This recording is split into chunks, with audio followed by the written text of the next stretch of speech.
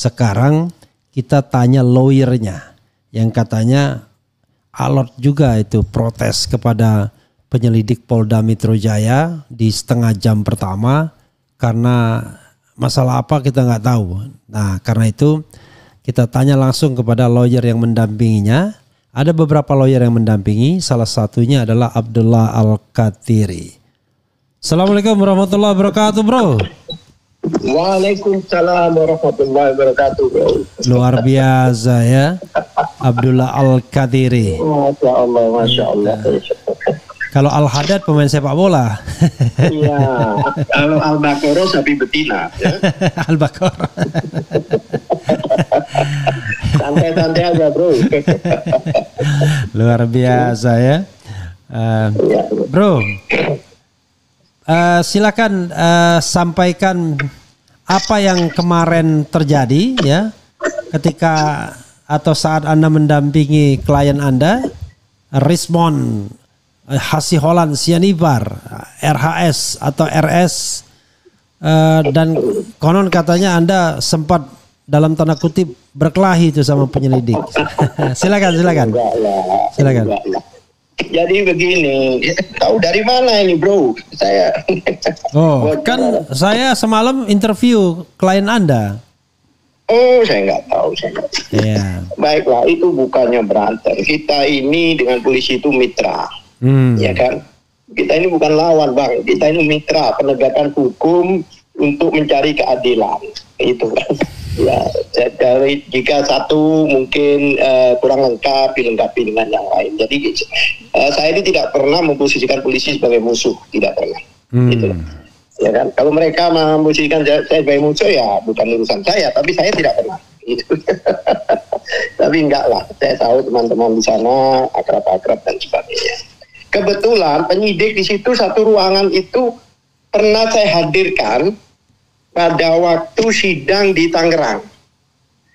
Jadi ada 12 penyidik waktu itu saya minta dihadirkan. Yaitu 3 yang dugaan ada bom dulu itu yang melibatkan Laksamana Sony dan sebagainya itu. Ya kan? Waktu itu di Tangerang.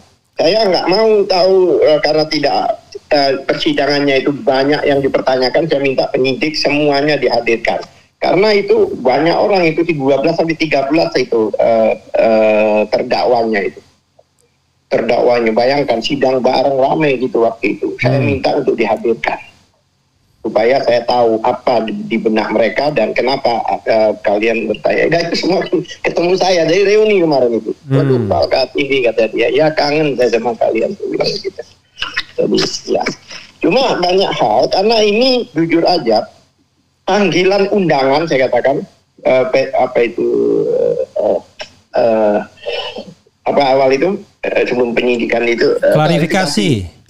Undangan klarifikasi itu yang kedua yang disampaikan, ya kan? Tapi yang pertama belum diikutin karena ada kesalahpahaman atau saya tidak tahu, ya kan? Dan apalagi kemarin dikatakan bahwa dia itu membaca undangan itu dari WA, sedangkan fisiknya belum di tangan dia. Ya.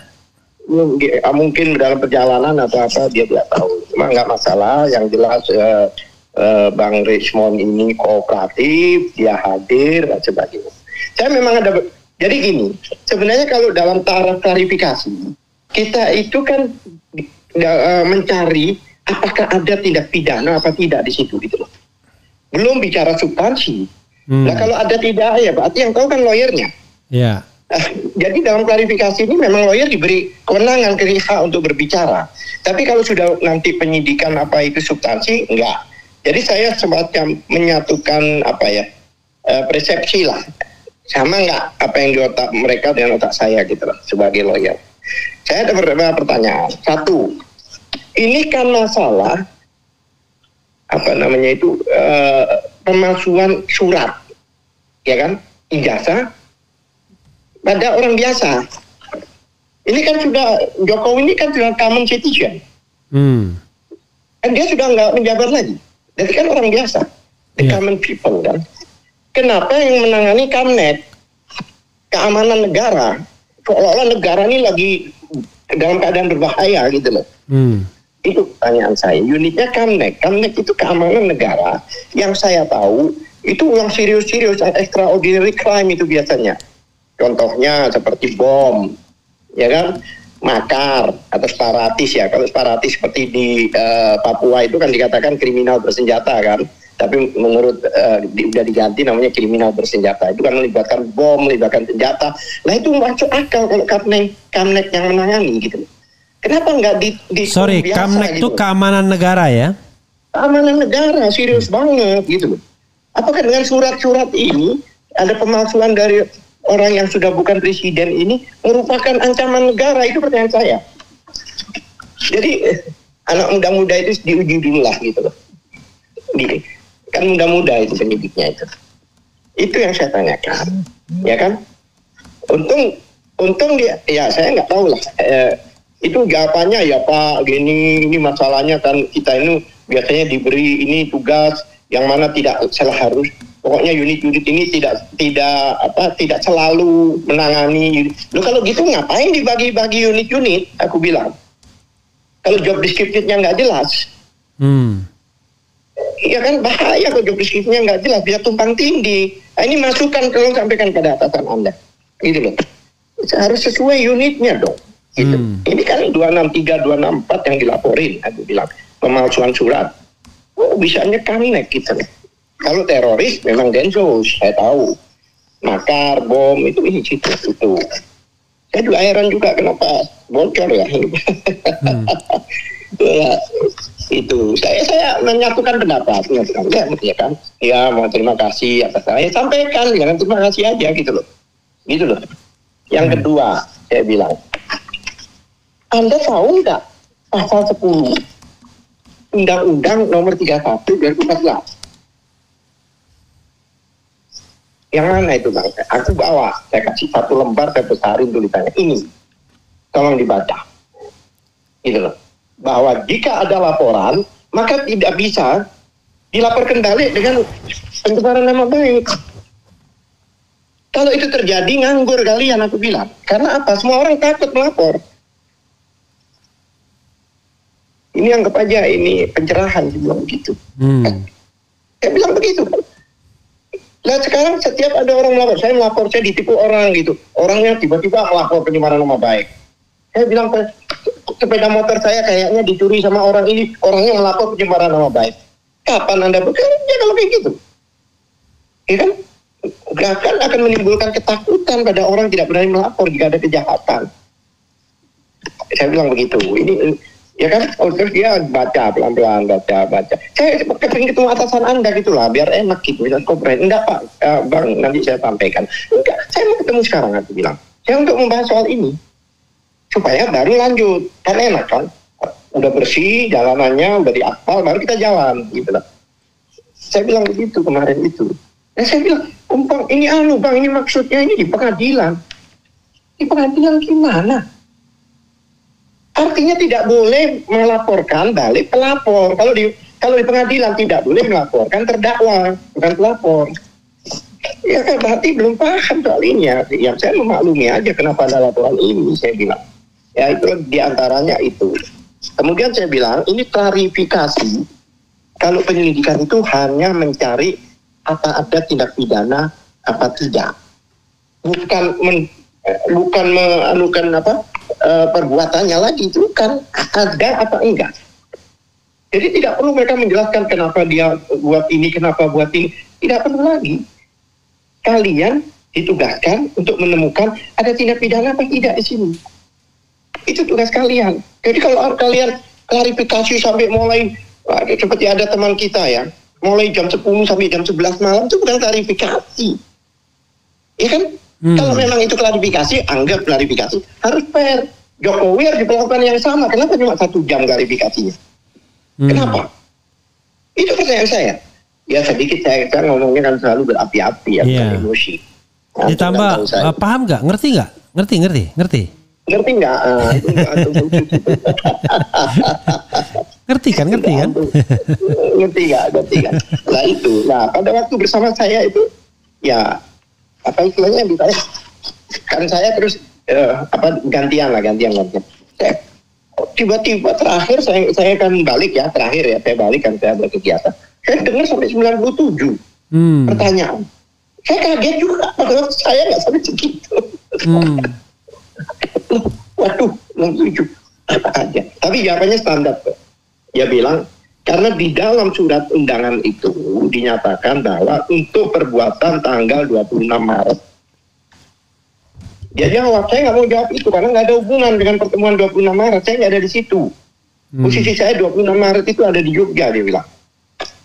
Jadi setiap pertanyaan ini saya nggak akan jawab karena saya tidak ada hubungan dengan pertemuan itu. Selalu begitu jawaban dia. Gitu loh.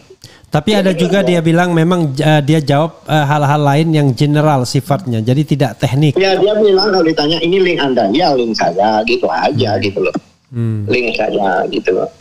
Makanya nggak sampai malam kan waktu itu. 97 itu kan lumayan. Ya 6 jam lah lumayan 6 jam.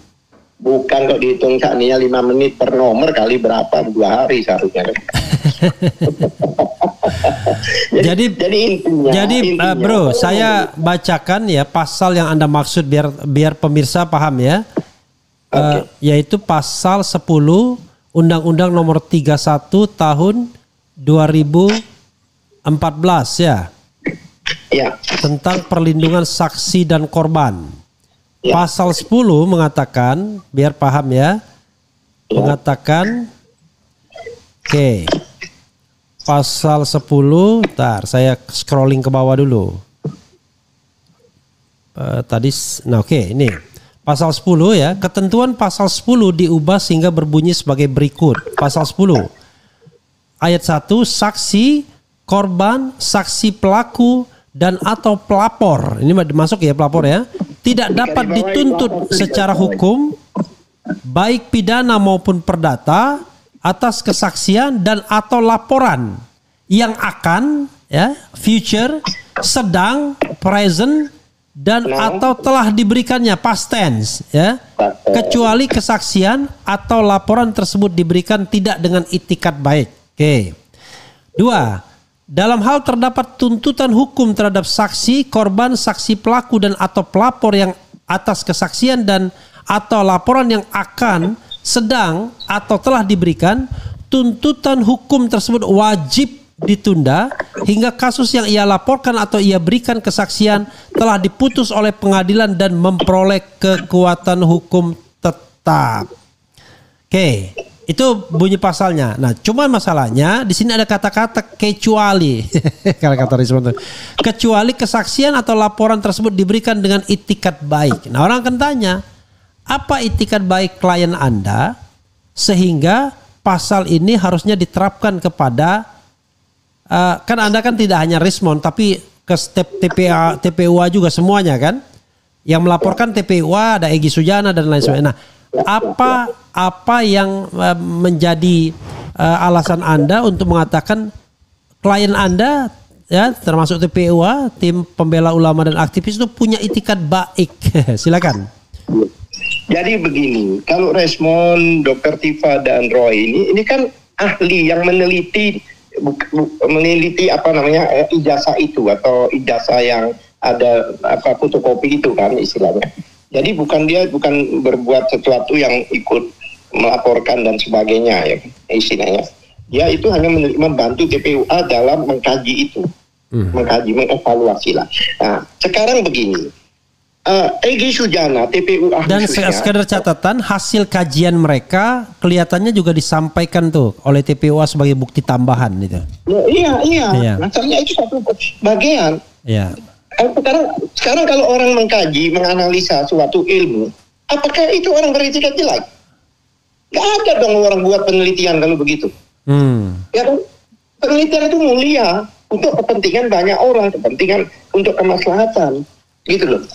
Masa orang meneliti disalahkan itu di yang 3 orang itu. Tapi yang Egy Sujana, TPUA ya khususnya, TPUA ini kan orang yang mendampingi 2 orang yang sudah dipenjara itu, Gus Nur dan Bambang Tri itu, pada waktu di persidangan di Jogja. Jadi mereka ini adalah orang yang berkepentingan karena mereka lawyernya. Jadi bukannya tiba-tiba, Mas, bro, bukan tiba-tiba. Itu mereka itu lawyernya, mereka mengikuti dari awal. Kenapa mereka berteriak-teriak? Karena mereka itu ada suatu perbuatan, suatu tindakan yang tidak adil yang dilakukan kedua orang itu. Dan mereka itu kan dilaporkan, diproses laporan itu, dan terjadilah persidangan. Berarti kan jaksa ini harus punya bukti-bukti, ya kan? Mewakili negara dalam hal ini, bukan mewakili Jokowi. Ingat ya, jaksa itu adalah mewakili negara, bukan mewakili Jokowi. Kok jaksa? Iya, yang Bambang Tri itu loh yang. Oh iya, oke, silakan. Nanti lari ke etikat baik nanti. Iya. Gitu loh. Iya kan? Itu kan mau jaksa. Nah, pada waktu itu mereka didakwa dengan kalau nggak salah Undang-Undang Nomor 1 tahun 46. Saya bukan lawyernya di situ ya. Iya betul. 196 pasal 14 ya. Ayat 1 terutama. Ayat 1 lagi yang ancaman hukumannya 10 tahun. Gila apa? Nah ini kadang-kadang didolimi kita yang didolimi. Jangan dibalik. Saya buktikan gitu loh. Ya kan? Coba itu. Nah, jika orang dikatakan memberitahukan berita bohong yang enggak menimbulkan keonaran, ya kan? Terus seharusnya jaksa kan menunjukkan, oh kamu bohong, ini loh benernya, kan seharusnya begitu jaksa. Baru orang ini dituntut, kan begitu. Jaksa tidak pernah menampilkan, tidak pernah menghadirkan ijazah Jokowi di persidangan itu. Bagaimana mengatakan orang-orang ini bohong? Definisi bohong itu mengatakan hal yang tidak benar. Mengcounternya dengan kebenaran. Gitu loh. Ya sekarang mereka counternya bukan dengan tidak kebenaran. Pokoknya harus salah. Nah ini. Nah, karena itulah, ya kan, mereka ingin tahu. Karena jaksa tidak bisa menghadirkan. Mereka ingin tahu. Ya kan? Datanglah mereka bersurat ke UGM. Datanglah mereka bersurat ke Jokowi sendiri. Saya mau datang tanggal 15, bahkan disampaikan melalui media dan sebagainya. Bahkan mereka karena mereka itu karena rombongannya agak besar, bahkan mereka itu memberikan pemberitahuan ke kepolisian. Jangan lupa itu. Jadi semua prosedurnya dilakukan sama TPU. Gitu loh. Dan yang mereka lakukan itu sambil jalan mereka podcast, itu mereka itu tidak bertentangan dengan konstitusi. Saya datang ke sini untuk mengklarifikasi, untuk memastikan tidak bertentangan dengan konstitusi. Etikat baik itu. Ya kan? Sesuai dengan pasal 28 ayat 2 ya. Ayat 2 dan pasal 28 ayat 3. Jelas kan? Berpendapat dan sebagainya. Apalagi yang berpendapat ini lawyernya orang yang didolimi loh Pak. Seperti Indal Fadil, Kurnia, itu salah satu lawyernya yang ada di TPUA. Gitu loh. Ya kan? Juga ada Edi Mulyadi, beliau sebagai podcast, sebagai wartawan, meliput gitu loh. Nah, mereka datang baik-baik, mereka bertanya baik-baik, mereka ditemui baik-baik, sama Jokowi juga ditemui, walaupun tidak ditunjukkan ijazahnya. Bahkan ijazahnya katanya ditunjukkan ke wartawan. Pertanyaan saya, apakah itu punya niat jelek? Mereka nggak punya mensrea, nggak ada. Mensrea itu niat jahat. Tidak ada. Mereka lakukan terbuka. Yang ini saya heran, mari kita diskusi. Ayo, siap. Sama kepolisian, Barreskrim, respon saya dan kawan-kawan, siap. Adu argumentasi dengan data-data. Banyak kejanggalan. Satu, Kamnet yang megang. Satu lagi, ijazahnya dikembalikan sebelum pengumuman. Padahal itu ijazah itu barang bukti yang disita, nggak boleh sembarangan. Mereka itu sebelum menghentikan penyidikan tidak boleh dikembalikan dulu. Pakai aturan mana itu? Pakai hukum mana itu? Ini yang membuat kami itu semangat. Nggak ada Bang, itu ketentuannya. Boleh nggak saya bacakan ketentuan laptop? Silakan. Oke, saya bacakan ya. Mereka itu Pak, laboratorium itu sudah diatur oleh Perkap mereka sendiri. Perkap nomor 10 tahun 2009. Sorry, jangan bilang Perkap. Orang belum tentu paham semua. Peraturan Kapolri. Peraturan Kapolri. Jadi kalau menteri, peraturan menteri. Mahkamah Agung, peraturan Mahkamah Agung. Karena polisi ini juga selevel menteri, tapi namanya bukan peraturan menteri polisi, tapi peraturan Kapolri. Jelas itu. Ya kan, peraturan Kapolri nomor 10 tahun 2009. Antum bacakan aja dari situ kalau bisa. Nanti kita ikutin di situ. Sebentar, saya cari dulu Perkap nomor 10 2009. Nomor 10 tahun 2009. Ya. Nah, ini oke. Ada peraturan ke. Bentar, saya harus. Judulnya dulu Perkapnya. Bentar, peraturan Kapolri nomor 10 tahun 2009. Ini saya lagi loading ya. Nah, ini ada tentang tata cara dan persyaratan permintaan pemeriksaan teknis kriminalistik tempat kejadian perkara dan laboratoris kriminalistik barang bukti kepada laboratorium forensik Kepolisian Negara Republik Indonesia. Coba baca yang di awal itu coba. Pasal berapa?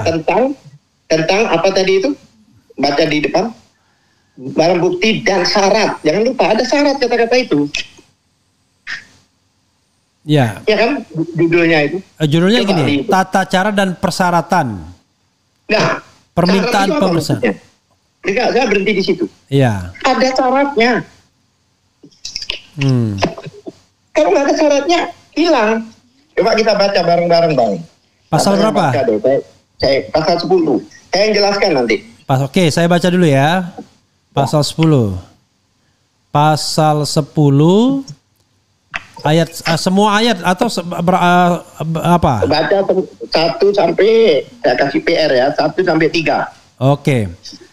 Pasal 10 ayat 1, tata cara permintaan pemeriksaan laboratoris kriminalistik barang bukti adalah sebagai berikut. A.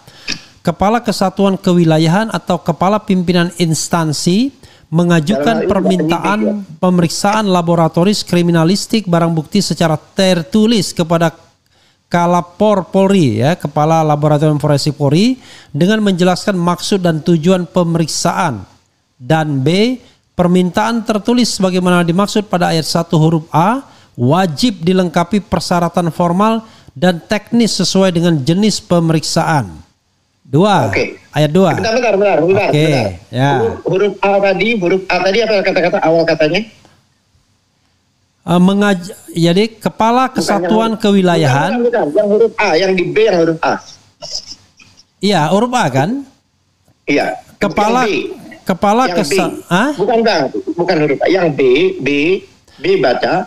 Itu kan dibaca ada kata-kata huruf A, terus kata-kata setelah huruf A-nya apa itu kata-kata? Wajib dilengkapi persyaratan formal. Wajib. Ingat ya, wajib. Wajib itu di atasnya harus. Itu yang penting. Oke, lanjutkan. Maaf ya. Ayat 2 ya. Pasal 10 ayat 2. Apabila terdapat kekurangan persyaratan sebagaimana dimaksud pada ayat 1 huruf B yang kata wajib tadi, Kalapor Polri meminta kekurangan persyaratan tersebut secara tertulis kepada Kepala Kesatuan Kewilayahan atau Kepala _pimpinan instansi yang mengajukan permintaan pemeriksaan untuk dipenuhi dalam batas waktu 14 hari kerja. 3. Setelah 2 kali permintaan kekurangan persyaratan sebagaimana dimaksud pada ayat 2 tidak dapat dipenuhi, Lapor Polri akan mengembalikan berkas pemeriksaan barang bukti tanpa memberikan hasil pemeriksaan. 4. Sekalian aja lah, karena cuma ayat sampai ayat 4. Permintaan pemeriksaan dapat diajukan kembali dengan permintaan baru setelah memenuhi persyaratan sebagaimana dimaksud pada ayat 1 huruf B. Iya. Ya, yang 3 itu kalau dibaca, level Polri akan mengembalikan berkas pemeriksaan barang bukti tanpa memberikan hasil pemeriksaan. Jadi kalau syaratnya itu nggak boleh, tidak diberi hasil pemeriksaan. Iya, kalau tidak terpenuhi. Jadi baca hukum itu kata demi kata itu harus dicerna, nggak sepotong-sepotong. Paham ya? Jadi intinya begitu Bang. Jadi istilahnya. Enggak, saya tanya.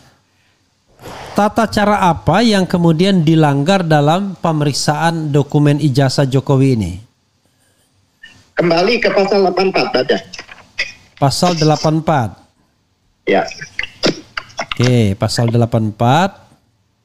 Kalau sama lawyer ini memang pasal-pasal melulu ini. Pasal 84, saya scrolling ke bawah dulu ya. Pasal 84. Bentar, saya sambil ngomong biar tidak vakum kita, karena ini kita siaran langsung, bro. Oh, tak langsung. Baguslah. Oke, 84 ya. Pasal 84. 1. Pemeriksaan barang bukti produk cetak sebagaimana dimaksud dalam pasal 83 wajib memenuhi persyaratan formal sebagai berikut. A. Permintaan tertulis dari Kepala Kesatuan Kewilayahan atau Kepala garis miring pimpinan instansi. Kemudian B. Laporan polisi. C. BAP saksi garis miring tersangka atau laporan kemajuan. D. BA, ya, BA itu berita acara pengambilan, penyitaan dan pembungkusan barang bukti, dan E. Otentikasi dokumen pembanding. Ini harus otentik pembandingnya itu. Iya, autentikasi ya. Kemudian betul, sebentar. Ini perlu dibahas ini. Iya. Oke, jadi begini. Biasanya laboratorium itu permintaan tertulis itu harus dari yang menggunakan. Jadi bukan internal polisi aja, Bang. Bisa dari kejaksaan, dari mana, dari Bea Cukai, dari apa, karena yang mempunyai lab laboratorium itu ada kepolisian. Ya kan, karena nah, ini seharusnya yang minta siapa ini? Ya, Bareskrim. Oh, minta ke Puslapor ya. Yang minta itu, iya. Okay. Ini kan lain-lain divisi. Iya, oke. Bukan dari penyidikan lah. Iya. Istilahnya ya di mana dia disidik itu. Iya. Yang K ini penting. B, laporan polisi. Ngerti laporan polisi? Dia dilaporkan, ya kan, oleh polisi.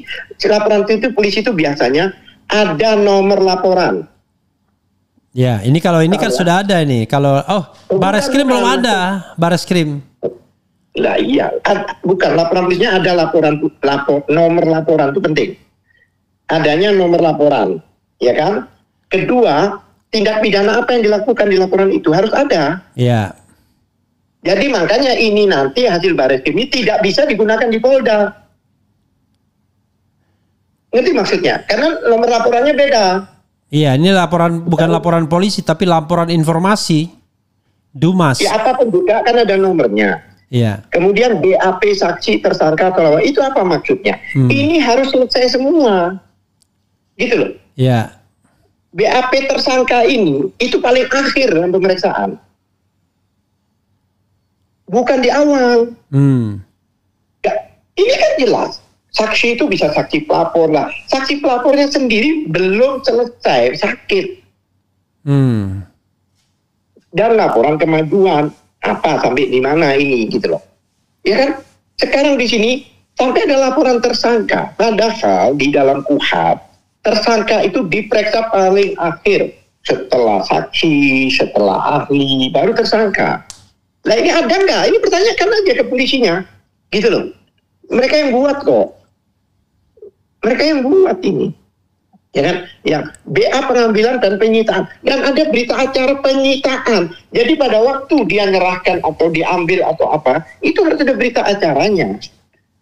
Kalau ada berita acara, harus sampai selesai itu dipegang oleh penyidik, nggak bisa dikembalikan. Nggak ada mekanisme yang dikembalikan, kecuali begitu sudah diumumkan penyidikan dihentikan, penyidikan baru boleh dikembalikan. Ini kan enggak. Pada waktu mereka mengumumkan belum menghentikan penyelidikan, itu sudah tidak ada fisik daripada ijazahnya. Jadi gimana ini? Undang-undang dilanggar, ya kan? Unit yang pegang juga mengerikan. Kemudian dikembalikan sebelum ada pengumuman, padahal dikembalikan setelah ada putusan kalau ini dihentikan. Ya kan? Kemudian jangan lupa, ijazah pembanding itu harus dites otentikannya. Iya. Otentifikasi. Iya, ijazah diambil dari orang, dari lemarinya, nggak bisa, dites dulu otentik nggak ini, gitu loh. Ya. Makanya saya bilang kalau hasil akhirnya itu identik, palsu sama palsu identik. Ya. Ada HP KW satu, KW yang lain identik. Apakah itu dikatakan ini asli? Lah, ini kan selalu loncatan kesimpulan yang berani menurut saya. Ya. Jadi ini harus lengkap dulu, ya kan. Kemudian lagi kejanggalan yang terakhir saya ulang-ulangi berkali-kali.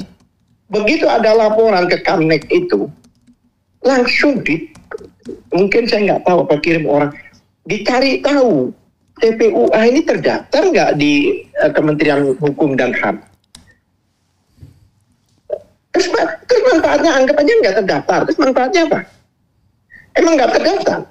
Wong itu tim kok. Ada tim basket didaftarin, tim sepak bola didaftarin, tim kelompok pencapir didaftarin.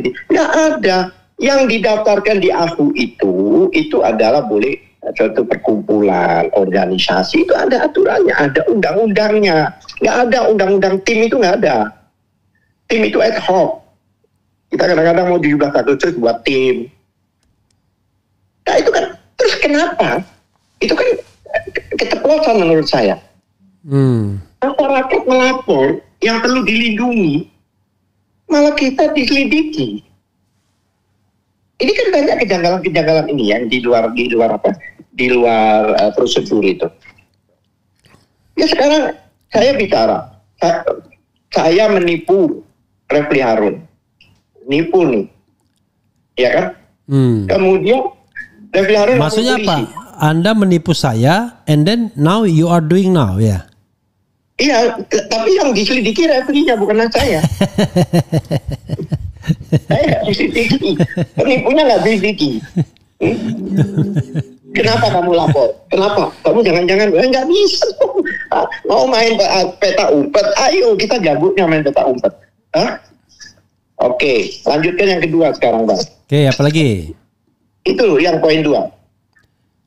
Ini ya. Poin 2 di situ pasal 84. Laporan polisi. Oh, poin 2 ya. Oke, ayat 2 maksudnya.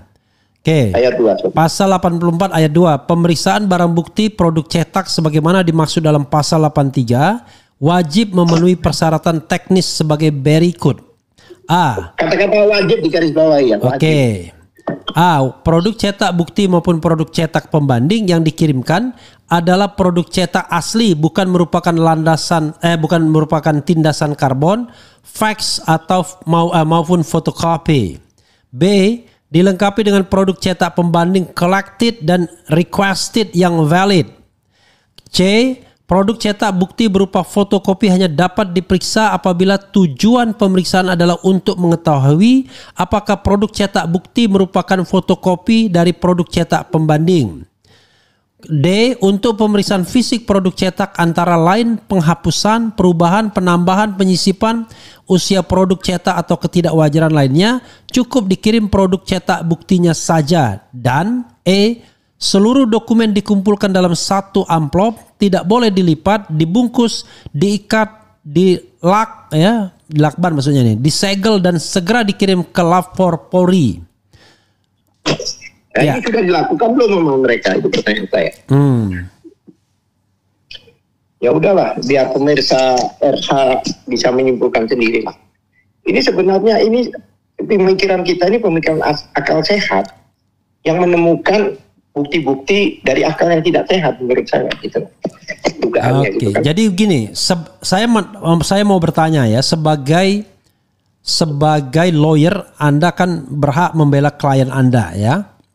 Dan saya bertanya, saya menggunakan fungsi jurnalistik saya yang sedikit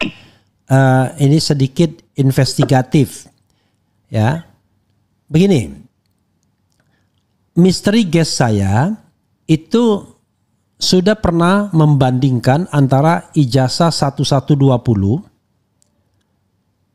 yang merupakan milik Jokowi belakangan diakui dengan 1115 dan 1117. Hasilnya tidak identik.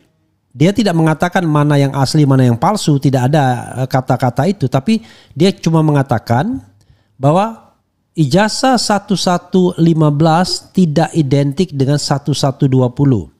Ijazah 1117 tidak identik dengan 1120. Tetapi ijazah 1115 dan 1117 identik. Jadi 2:1. 1120 tidak identik. Tiba-tiba ada 3 pembanding yang kita tidak tahu ijazah nomor berapa yang dibandingkan, mengatakan bahwa identik dengan 3 ijazah pembanding tersebut.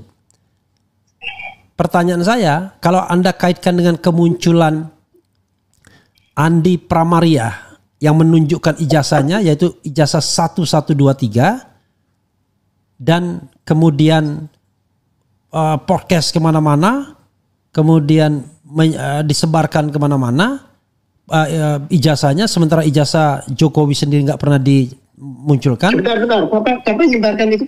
Siapa? Andi Pramaria. Dina Sandi bukan? Bukan. Andi Pramaria itu teman. Ini Anda nggak ngikutin rupanya. Oh enggak. Saya update ya. Oke lah. Kalau tidak mengikuti agak susah nanti Anda tidak bisa menggunakan. Jadi intinya saya update informasinya aja kalau gitu. Kalau mau jawab silakan. Jadi kan salah satu investigasi saya lah paling tidak ya, melalui berita-berita yang ada, saya mengendus ada orang-orang yang dimunculkan untuk mengkonfirmasi bahwa ijazah 1120 itu sama dengan ijazah mereka. Karena ada klaim yang tidak identik ini kan. Nah, salah satunya adalah Andi Pramaria. Yang ijazahnya 1123, bekas kepala dinas kehutanan di NTB yang kemudian memamerkan ijazahnya kemana-mana. Ya, saya bertanya kepada Anda sebagai seorang lawyer, dan saya hanya bertanya saja, ya. Apakah Anda menangkap ya sebuah kejanggalan atau keganjilan atas munculnya orang-orang yang menunjukkan ijazahnya, yang kemudian ijazah itulah yang diperkirakan dijadikan pembanding yang 3 itu, sementara ijazah yang tidak identik itu tidak dijadikan pembanding. Oke, saya tidak bisa lebih strong dari bahasa itu. Silakan Anda berimajinasi sendiri. Sekarang gini, yang saya mau tanya, 1115 dan 1117 itu apakah orang yang lulus seangkatan dengan Jokowi? Jangan ditanyakan itu, semua sama, seangkatan semua. Jadi ijazahnya sama, ijazahnya 5 November 1985. Itu penting, ya kan? Sama. Jadi begini, lah itulah ya kan, yang kami duga bahwa itu ijazah yang diberikan itu adalah ijazah yang juga sama-sama tidak asli gitu loh, ya kan? Karena ada background tadi dia punya jabatan ya, setelah ada jabatan dia sebagai tadi. Dia punya jabatan, saya lupa kalau tidak salah kepala dinas kehutanan, pensiun, bahkan pernah jadi tersangka. Oke lah. Jadi pernah jadi tersangka tapi kemudian di SP3. Iya, kalau ada yang lain berbeda, ya makanya kan otentikannya ini yang perlu kan. Pembanding pun harus otentik, harus diuji, nggak bisa cuma ngomong aja, gitu loh. Otentikannya ini harus diuji. Dan saya dengar saya dengar ya, oke lah sedikit saya bongkar. Kami itu sebenarnya sudah menyiapkan angkatan-angkatan Jokowi yang akan menunjukkan ijazahnya dari pihak kami. Sudah siap. Makanya kalau dibuka ini akan terbuka. Dan insya Allah jumlah kami lebih banyak dibandingkan jumlah yang berbeda itu. Sudah banyak yang daftar ke kami ingin menjadi itu pembanding, gitu loh. Gitu. Jadi kami itu bukan cuma 2 orang itu aja sebenarnya yang berbeda, banyak yang merasa berbeda, ya kan? Seperti kemarin ada yang membahas soal apa itu nama rektor dan sebagainya, itu kan ada juga itu, gitu. Ya kan? Nama rektornya kalau satu angkatan rektornya beda kan aneh, kan begitu, ya kan? Bukan rektornya, dekannya. Ya, apapun juga lah orang yang tanda tangan di situ lah. Itu kan dia katakan bahwa ijazah yang tahun-tahun segitu itu tidak pakai materai, ada yang ngomong begitu, ya kan? Dan pada saat itu ada aturan tidak boleh pakai kacamata kalau untuk foto ijazah. Itu kan banyak apa ya, variabel yang nanti itu ada di semua kami sebagai lawyer sudah siap untuk itu. Banyak poin-poin yang belum kami buka. Nanti akan kami buka pada saatnya sehingga tidak bisa diantisipasi. Oke. Kami kan khawatirnya antisipasi contohnya. Oke, saya garis bawahi. Anda bilang pada saatnya, ya kan? Kapan itu saatnya? Ya, nanti kalau kita gelar perkara terbuka atau di persidangan. Kemarin itu pada waktu saya dialog di Garuda TV itu kan ahli dari yang backup Jokowi itu, yang lawyernya pakai ahli itu, dia ngomong dengan tegas. Kalau itetik boleh di penyidikan maupun penyelidikan. Tapi kalau asli harus di persidangan. Dia yang katakan begitu. Profesor siapa itu? Mau kan kita jadikan ahli kita itu. Iya. Yeah. Jelas ya. Dan banyak profesor mengatakan demikian. Makanya kan namanya ada alat bukti surat. Iya. Di dalam 184 itu. Alat bukti saksi, alat bukti surat. Kan ada 4 ya, sekarang 5. 1, saksi, ya kan? 2, ahli. 3, surat, ya kan? 4, petunjuk. 5, tambahan, yaitu bukti IT. Oke. Dulu nggak ada. Ya, bukti, ini jadi bukti IT ini dalam mana ya? Perkembangan hukum dalam. Iya, 184. Ya. Tadinya sih itu tadi saksi, ahli, surat, petunjuk. Nah ini semua itu yang informasi itu petunjuk. Gitu loh. Ya, nanti kan dihubungkan. Kenapa kok ini ijazahnya kok nggak pakai materai, yang lain ini pakai materai? Ya kan, kenapa semuanya nggak pakai kacamata, ini pakai kacamata? Kan begitu. Itu akan terbuka. Makanya pada waktu sidang di Jogja yang Bambang Tri dan sebagainya itu nggak boleh, seharusnya dibuka itu. Bagaimana mengatakan orang itu bohong dengan aksinya tidak ditunjukkan dan orang itu tetap dihukum. Nah inilah yang menyebabkan teman-teman TPUK itu gerah gitu. Sehingga mencari tahu gitu. Nah itu etiket baik mereka tuh mencari tahu. Demi apa?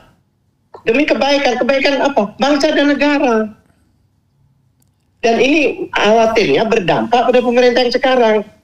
Yang mana pemerintah sekarang ini sudah harapan orang itu luar biasa pada pemerintah yang sekarang ini. Ya kan? Semuanya lah. Masalah bagaimana kesejahteraan rakyat, buruh, petani, ini semua kesejahteraan dan sebagainya, omnibus law dan sebagainya. Ya kan? Salah satunya penegakan hukum ini. Ya kan? Kita juga perlu dalam hal ini DPR dan Presiden juga memperhatikan ini bukan masalah tindak pidana biasa loh ya. Buktinya yang nangani Kamnek, keamanan negara. Ini kan satu bukti bahwa ini bukan tindak pidana biasa gitu loh. Itu Pak. Oke, bro, kita bacakan sedikit komentar Sobat RH sekalian. Boleh. Sebelum nanti Anda wrap up sedikit dan closing statement ya. Nih ya. Ini ada yang bilang ada yang punya list kebohongan Jokowi enggak sih? Saya bacakan aja ya. Semoga perjuangan TPUA membawa hasil bahwa benar ijazah Jokowi itu palsu. Maju terus, ini bukan negara hukum rimba atau hukum preman. Ini negara Republik Indonesia. Berantas penegak hukum yang tidak jujur. Hancurkan aja di negara ini. Pelanggaran institusi dibuat bohong, kasihan ya. Kok pelanggaran institusi dibuat bohong, kasihan. Oke, saya bacakan apa adanya. Bung RH, itu bukannya lawyer juga kan ya? Walaupun bidangnya HTN, gugatan-gugatan yang sifatnya gugatan ke kebijaksanaan pemerintah, apa beda ya hukum acaranya? Oh Bung RH, bro, saya lawyer juga, saya juga advokat. Ini saya jelaskan kepada pemirsa. Tetapi dalam hal ini saya memilih ada step away, memberikan jarak.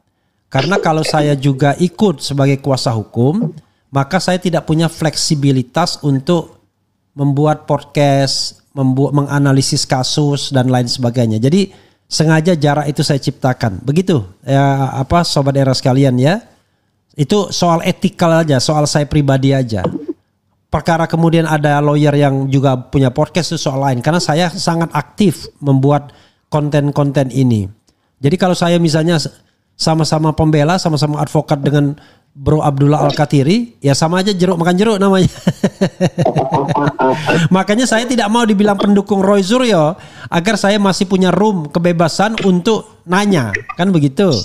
Bahkan kalau seandainya ada pihak misalnya pihak kepolisian berkeberatan terhadap podcast atau konten saya, boleh dia datang ke sini untuk menyampaikan hal-hal yang ingin dia sampaikan. Itu tapi kalau saya lawyer kan lucu. Oke, gitu ya bro ya.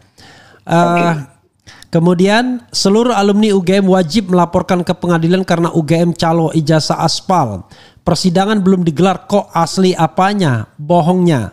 Mana forensik internasional? All paksa pengadilan terbuka. Oke. Kemudian sebentar. Bang RH, kemarin saya lihat video short Sandi yang menemui Pak Jokowi. Sandi mengatakan Pak Jokowi mengakui bahwa ijazah yang disebar Sandi memang miliknya yang asli, ada di channel Santoso_news. Ya memang saya juga membaca. Intinya persisnya Pak Jokowi tidak membantah lah. Kira-kira begitu. Tidak membantah bahwa yang diupload Sandi itu bukan punya dia. Nah, karena tidak dibantah, ya sudah kita anggap bahwa itulah yang benar begitu ya. Kemudian Mulyono penipu ulung dari aspal jalan tol, food estate, IKN, reuni Kasmujo dibuka aibnya oleh Allah. Masih belum cukup, Mega saja tega dihianati, termul bakal sakit hati ditipunya. Oke, saya bacakan apa adanya. Itu saja bro, saya ingin membacakannya. Kalau terlalu oke, jumping up terakhir ya, saya jumping langsung terakhir. JKW tidak mau ke pengadilan ijazah palsu karena bundir. Bundir itu nggak ngerti ya. Blunder maksudnya. Iya maksudnya. Tapi saya tidak mau memperbaiki. Bundir aja biar. Cuma mau tunjukkan masih berkuasa dengan penjarakan Roy dan kawan-kawan selama minimal 20 hari. Jadi jangan berharap akan tunjukkan ijazahnya. Bundir dong. Bundir lagi ya. Kemudian akankah Indonesia menjadi generasi emas? Ternak dan buzzer JKW yang nyimak RH Channel pasti tahu ijazah JKW palsu. Tapi menipu diri sendiri, menahan malu demi 400 perak per posting. Luar biasa. Bang Hera, kenapa sih kok susah amat untuk menghukum seseorang di negara ini? Maksudnya buat para pejabat, apakah nggak berlaku untuk orang-orang tersebut? Bukan tersebut. Jadi saudara sekalian, ini kita tanyakan kepada Bro Abdullah, silakan. Tadi saya ada mau menanyakan sesuatu, tapi saya lupa lagi ya apa ya. Oke, silakan Anda wrap up dan kemudian Anda closing statement sebelum nanti saya ingat apa yang saya ingin sampaikan tadi. Oh, ini nih yang saya ingin sampaikan bro. Untung ingat sebelum Anda wrap up dan closing statement. Saya membuat polling biar Anda paham, biar paham Anda. Tahu kan? Biar Anda tahu ya kan? Saya bikin polling terakhir ya yang saya bikin di RH Channel. Mana yang Anda lebih percaya dalam soal ijazah Jokowi? Bareskrim Mabespori atau Roy Suryo dan kawan-kawan? Dua saja variabelnya. Yang voting, yang ikut polling itu 85.000. Nggak sedikit bro. 85.000 yang votes. Yang percaya Bareskrim itu 8%. Dan percaya Roy Suryo dan kawan-kawan 92%. Mutlak sekali ya. Oke, itu satu. Anda kok kayak sedih nggak mendengarnya? Ya, gimana lagi? Sedih itu udah bertahun-tahun sedih. Oke, polling yang nomor 2 dari akhir ya. Tadi yang paling akhir kan? Saya beritakan yang paling akhir. Apakah Anda percaya keterangan UGM tentang keaslian ijazah Jokowi? Saya bikin 3 variabel nih. Tadi kan 2 variabel. Percaya, tidak percaya, ragu-ragu. Saya kasih room ragu-ragu. Yang voting atau ikut polling itu 103. 103.000. Bukan kaleng-kaleng. Yang percaya dengan keterangan UGM hanya 8%. Yang tidak percaya 89%. Yang ragu-ragu 3%. Luar biasa kan angkanya jomplang banget nih. Kalau pertandingan itu walaupun ini tidak KO tapi menang mutlak. Keren cadas. Nah, berikutnya lagi adalah yang pertama kali setelah press conference Bareskrim, saya bikin begini. Apakah Anda percaya dengan keterangan polisi bahwa ijazah Jokowi asli? Kan dalam press conference dikatakan ijazah Jokowi asli ya. A percaya, kemudian B tidak percaya, C ragu-ragu. Saya kasih room ragu-ragu lagi. 130.000 yang voting dan ini tidak lagi saya up. Jadi itu berapa hari yang lalu, tetapi 130.000. Yang percaya itu 8%, yang tidak percaya 89%, yang ragu-ragu 3%. Tidak itu saja, Bro Al-Kathiri. Teman saya yang biasa bermain big data atau data di media-media sosial itu mengatakan bahwa per 25 Mei itu mereka yang setuju dengan Bareskrim Mabespori itu hanya berapa? Ya, yang tidak setuju dengan Bareskrim itu 94,2%. Yang tidak setuju dengan Bareskrim Mabespori. Jadi, nah kemudian tren negatif terhadap isu ijazah palsu Jokowi ini artinya bukan tren, sentimen negatif. Artinya sentimen negatif buat Jokowi itu mencapai 25 Mei juga. Mencapai berapa? 23 Mei 95,8%. Jadi kalau saya lihat dengan 5 data tersebut, 3 polling saya dan 2 data research ya yang dilakukan oleh teman saya, bisa dikatakan 90% itu bereaksi negatif terhadap pihak sono. Pihak sono itu maksudnya pihak Jokowi dan teman-teman, UGM dan Bareskrim Mabespori. Jadi Bareskrim, UGM, Jokowi itu direaksi negatif oleh netizen dan polling di RH Channel. Begitu. Apa silakan Anda wrap up dan kemudian Anda closing statement. Silakan. Ya, memang begitu ya. Artinya juga saya juga ditelepon banyak teman dan sebagainya di WA dan sebagainya. Itu juga mengatakan mereka tidak percaya. Satu, ya kan? Bagaimana kok Mabespori bikin satu pengujian sebegitu sederhananya gitu loh. Bahkan katanya ada yang pakai jari dan sebagainya. Ya kan, masa selevel Mabespori, ya kan, kepolisian negara tertinggi bisa menguji sesuatu dengan jari ini loh. Ini juga ibu. Jadi saya ingat jadi peristiwa dulu ada acara TV jari-jari itu. Jadi ingat saya itu. Jadi itu kuis, jari-jari kuis. Iya, dengan jari aja kan artinya penekanan kan ada itu ya. Kalau ada alatnya lah untuk bagaimana apakah ini ketebalan tanda tangan, kemudian apakah ini tintanya bagaimana, tahun berapa tinta itu dibuat. Jadi komprehensif banget seharusnya gitu, bukan cuma lihat mata gini aja. Kan lawyernya bilang masa mata lebih canggih, bukan masalah matanya gitu loh. Kalau lihat fisik berarti mengandalkan mata, ya bukan. Kalau sudah fisiknya nggak benar, apalagi alat kan begitu. Nah, kemarin waktu dialog saya begitu pemahamannya gitu. Jadi masa mau menantang teknologi hanya melihat mata? Bukan melihat mata, prosedurnya dilakukan. Melihat dengan mata, bukan melihat mata. Iya, melihat dengan mata ya. Waktu itu di dialog saya. Saya juga heran juga dialog kok saya sendirian, dengan lawannya 4. Tapi nggak apa-apa lah, biasa. Rembu kan juga sendirian gitu. Ini tanda aja gitu. Ya, oke. Jadi closing statement atau bagaimana? Closing statement, silakan closing statement. Kalau closing statement, saya kembali ke negara. Ini masalah ini kan sudah masalah umum, masalah seluruh bangsa Indonesia. Dipantau oleh buktinya TV itu hampir tiap hari. Ya kan teman-teman kita hari ini masuk TV ini, masuk podcast ini dan sebagainya. Ya, apa itu buktinya? Karena apa? Karena rakyat Indonesia ingin tahu gitu, what happened in this country sejak pemerintahan baru ini kok masih seperti ini gitu loh. Ya kan? Maka harapan mereka itu, bahkan pemerintah itu ya istilahnya turun tangan lah istilahnya gitu loh. Karena yang megang kan bukan ditmum, umum, tapi ini sudah keamanan negara gitu loh. Ya sekarang keamanan negara ini kan juga keamanan yang berbahaya untuk pemerintah baru ini juga gitu loh. Kan begitu.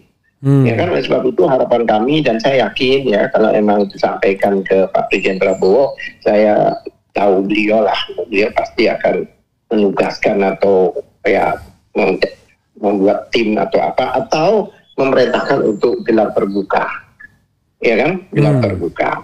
Kedua lagi, DPR RI, mana DPR? Halo, DPR mana? Gitu loh.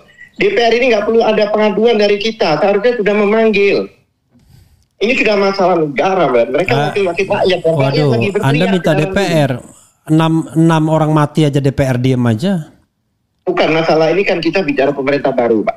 Oke, mudah-mudahan agak berubah ya, walaupun pelakunya sama aja. Ya, ini kan new DPR. Oke, ya kan? New government, new DPR, ya kan? I cut the link, ya. We are talking about starting Prabowo to be presiden, itu aja gitu loh. Ya kan? DPR ini mana? DPR ini seharusnya harus apa ya? Harus peka. Rakyat yang memilih Anda ini sekarang lagi berteriak, lagi ribut, lagi resah. Panggil polisi, panggil kami. Kalau perlu buat paparan itu di Komisi 3. Jangan diam saja gitu loh. Itu jujur aja, saya juga ikut bertanggung jawab karena saya juga ikut memilih anggota-anggota DPR itu. Begitu.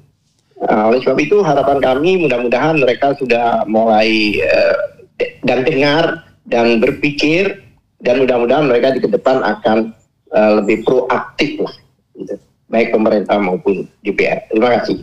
Oke, terima kasih bro ya. Assalamualaikum warahmatullahi wabarakatuh. Waalaikumsalam warahmatullahi wabarakatuh. Ya, sobat era sekalian, itu dengan Abdullah Al-Qadiri, salah seorang lawyer, tidak hanya Rismon tapi semua ya, semua calon-calon yang dibidik.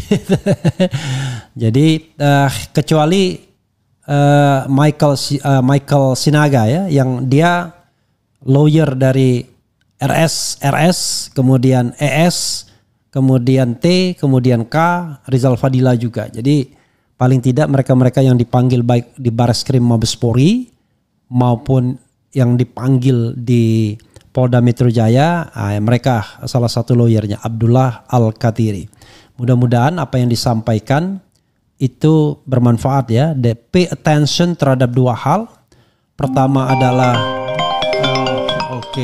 oh, rupanya nyambung lagi. Halo, saya masih live. Masih ada yang mau disampaikan? Iya. Oke, nanti saya akan kirim karena ini masih live, bro. Sebentar ya. Oke. Jadi sobat era sekalian, dua hal yang harus digarisbawahi, underline ya.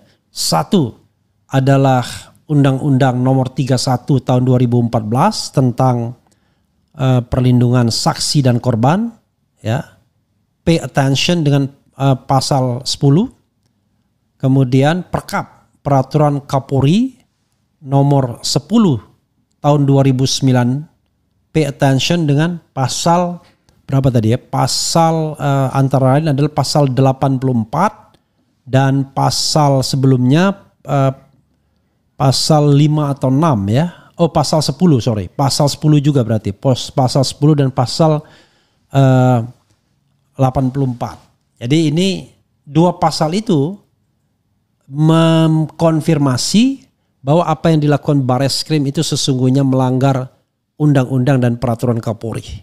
Begitu saudara sekalian, kalau kita masih menganggap undang-undang dan peraturan Kapolri itu penting ya, atau kalau Bareskrim menganggap undang-undang dan peraturan Kapolri itu penting. Tapi kalau mereka menganggap tidak penting, yang penting saya berkuasa, yaitu soal lain. Kita kemudian bertanya tentang komitmen kita sebagai negara hukum. Begitu saudara sekalian, mudah-mudahan bermanfaat ya. Wassalamualaikum warahmatullahi wabarakatuh.